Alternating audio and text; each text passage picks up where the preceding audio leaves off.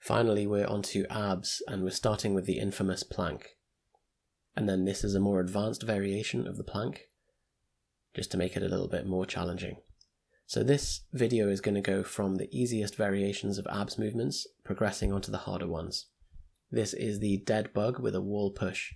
So you want to make sure that you're pressing your lower back into the floor and progressing by tapping your feet alternately on the floor or extending them out like this.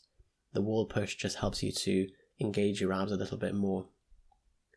The next thing is the side plank. This is for obliques and also helps as a squat warm-up if you have certain hip issues. And this is a more advanced variation of the side plank. So this helps to activate TFL and glute medius as well. This is the dead bug without the wall push, alternating your hands up, so make sure the alternate leg and hand are going down towards the floor. This movement is really as hard as you make it, so exhale as you come down and keep your lower back pressed into the floor, and it's a lot more challenging than it looks. This is the reverse crunch, and actually the heavier the weight that you use, the easier it is, because the weight is anchoring you there. So this is about keeping the knees at a 90-degree angle and rotating the pelvis up. This is much safer on the spine than the regular crunch. You'll also still find it pretty challenging. Eventually you can progress onto doing the reverse crunch without any weight. I'm not sure what to call this next movement, so I just call it the Yusef-crunch. But this engages the rectus abdominis and transversus abdominis as well.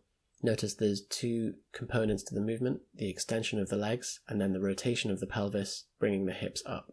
This is a great bang for your buck movement. However, make sure that the bench is secure and that you don't make this mistake like I did. This is the dip bar knee raise. If you can pause at the top as well, that makes it slightly more challenging. And then this next movement is the dip bar L-sit with straight legs. Again, try and get your legs up to 90 degrees, and again, to make it more challenging, hold it at the top. These are hanging leg raises. You want to try and touch your toes to the bar. So this is the second most advanced variation of abs movements that you can do. And then finally, we've got either dragon flags or candlesticks, depending on what you call them.